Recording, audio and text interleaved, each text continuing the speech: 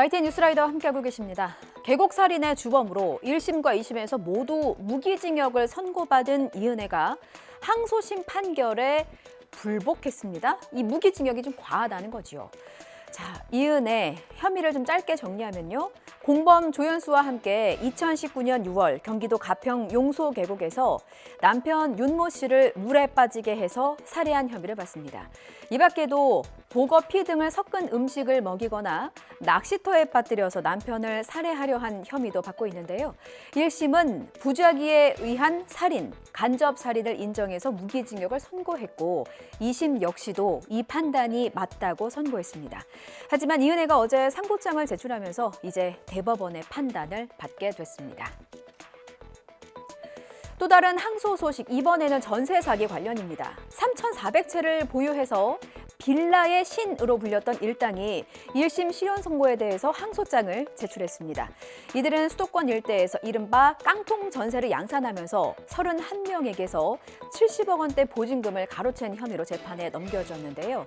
1심 법원은 주범 최모 씨에게는 징역 8년을, 공범 2명에게는 각각 징역 6년과 5년을 선고했습니다. 서민층과 사회초년생인 피해자들의 돈을 빼앗아서 죄가 무거운데도 피해가 해소되지 않았다고 질타했습니다. 이들 일당은 1심 실형 선고가 과하다면서 항소장을 제출했고요. 전세 사기의 피해자들은 이들이 더 엄벌을 받아야 한다며 검찰에 항소 요청 탄원서를 제출했습니다. 사고 싶은 물건이 있는데 국내에서는 구하기 어렵고 이런 분들을 위해서 해외 제품을 대신 구매해주는 구매 대행 서비스를 하는 곳들이 많습니다. 자, 그중에서도 네이버 1위 카페가 있어요. 회원수만 40만 명에 육박합니다. 그런데 여기서 먹튀 사건이 발생했습니다. 300명 이상이 피해를 당했다고 하네요. 자, 여기에는 셀러라고 해서 각 지역마다 판매자가 있고 판매자가 글을 쭉 올리면 구매자가 댓글을 달아서 이렇게 매칭하는 형식인데요. 구매 대행 1위 카페인 만큼 판매자도 많았습니다. 자, 그런데 이 카페 알고 보니 얼마 전에도 또 다른 판매자가 고소돼 경찰이 수사를 벌이고 있었다네요. 김다현 기자가 취재했습니다. 요즘 백화점 가서 물건을 확보하기가 개인이 되게 어렵거든요. 클릭 한 번으로 간편하게 내가 살 수 있는 거를 2주나 한 달 정도 기다리면 택배로 받을 수 있어서. 지난해 4월에도 B씨의 판매글을 보고서 46만 원짜리 벨트를 산 A씨. 하지만 판매자는 매번 다른 핑계를 대며 발송을 차일피일 미뤘고 A씨는 결국 1년이 넘은 지금까지도 벨트를 받지 못했습니다. 배송 사업을 이태리에서 했다고 얘기를 해주셨고 그 다음에는 디스크 문제로 해당 매장에 방문을 해야 되는데 병원에 입원해서 못했다. 비슷한 일을 당했다는 사람이 300명이 넘고 이들이 주장하는 피해액은 2억 6천만 원에 달합니다. 그런데 이 카페에서는 얼마 전에도 또 다른 판매자가 고소돼 경찰이 수사를 벌이고 있습니다. 피해자 수십 명에게서 명품 시계와 가방 대금만 받아 가로챈 혐의로 같은 구매 대행 카페에서 비슷한 피해가 연달아 발생한 셈입니다. 본인의 이름으로 통장이 개설됐다, 본인이 아니면 신고 바란다. 혹시 이런 문자 받은 분들 있으십니까? 금융권을 사칭한 보이스피싱 사기가 좀처럼 근절되지 않고 있습니다. 주의하시라고 이 문구 그리고 실제 문자 제가 크게 한번 넣어봤습니다.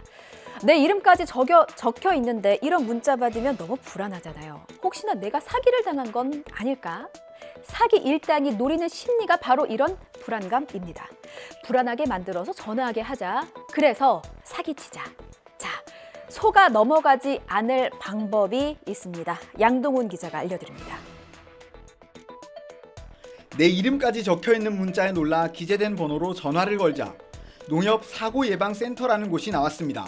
기사가 지금 비대면으로 개통되었다고 확인되었는데요. 네, 맞아요. 네, 저긴 본인께서 네, 없어요. 저는 얘기한 적도 없고 신청한 적도 없고. 몇 분 뒤 이번에는 경찰이라며 다른 곳에서 전화가 왔습니다.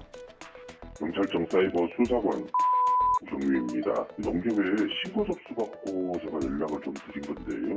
아니 그냥 문자가 와가지고 전화를 했죠. 하지만 사람이 없는 곳에서 통화하자거나 다른 통장 잔고를 물어보는 등 수상한 질문이 이어지자 이상한 생각에 112에 직접 전화를 걸었습니다. 사이버 경찰 수사관 전화해서 이렇게 얘기하니까 보시피싱이에요 그러더라고요. 그래도 구별할 방법이 있습니다. 국내 은행이라면 당연히 해외 발신 번호로 문자를 보내지 않습니다. 또 통상적으로 진짜 은행에서 보낸 메시지는 발신 번호와 문자로 안내하는 전화번호가 같습니다. 다만 예외적인 상황도 있기 때문에 가장 안전한 방법은 안내된 전화번호 대신 스스로 은행 고객센터 번호를 검색해서 문의하는 겁니다. 모르는 번호로 문자를 받았을 시에는 가까운 영업점을 방문하시거나 인터넷을 통해서 정확한 고객센터 번호를 찾아서 문의하시는 게 안전합니다. 지난주 금요일 부산에서 1.5톤짜리 원통형 화물이 등굣길에 떨어졌습니다. 100m 넘게 경사길을 구르면서 가속도가 붙었습니다. 초등학생 3명, 30대 여성 1명을 덮쳤고 결국 10살 A양이 목숨을 잃었습니다. 저도 자식을 낳아보니까 눈에 넣어도 아프지 않다라는 부모님의 말씀을 실감합니다. 내 목숨보다 귀한 딸, 이 세상 무엇과도 바꿀 수 없었던 애교쟁이 딸의 목숨은 황망하게도 등굣길의 안전 불감증과 맞바꾸고 말았습니다. 아버지가 이 애끓는 사연을 인터넷에 올렸습니다. 함께 보시죠.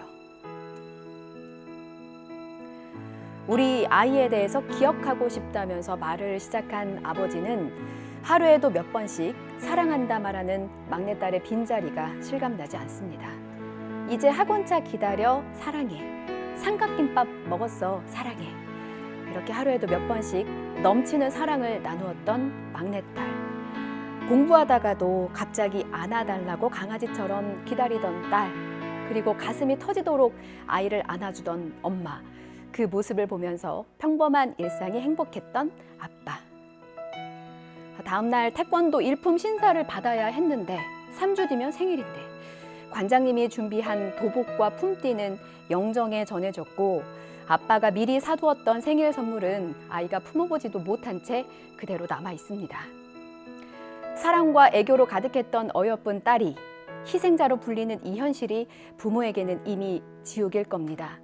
아빠의 바람처럼 아이가 하늘나라에서 할머니를 만나 사랑만 듬뿍 받으면서 지내길 아이의 명복을 빌어봅니다.